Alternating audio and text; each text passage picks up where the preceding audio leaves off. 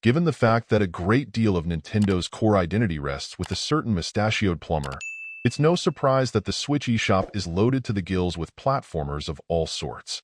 While there are obviously higher-end options out there, I'd say the majority that I've played over the years have been more budget-minded fare. What has been great to see is that affordability hasn't always implied low quality, with plenty of budget-minded actioners providing a fair value for their price.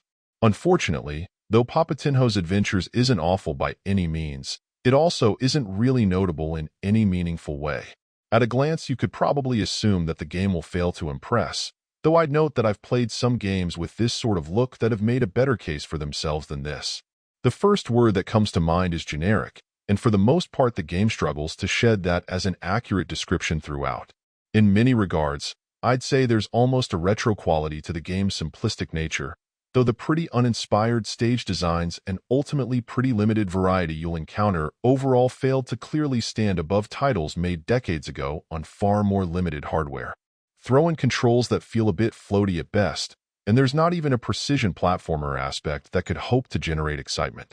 You'll come to terms with the game's general feel more than master it, but honestly for the most part the level design doesn't demand much in the way of accuracy anyway, so I suppose it's a match. While you could argue this is at least an approachable budget platformer, which it is, there are simply too many far more refined and creative options in the eShop, even on a budget, to need to settle for this. Overall, my final score for the game ended up being a 5.8. And if you're interested in picking it up, it's currently available on the Switch eShop for $4.99. Thank you for taking the time to listen to this review. And if you'd like more information or ideas of indie games worth checking out on Switch, be sure to click on the link provided in the description. Until next time.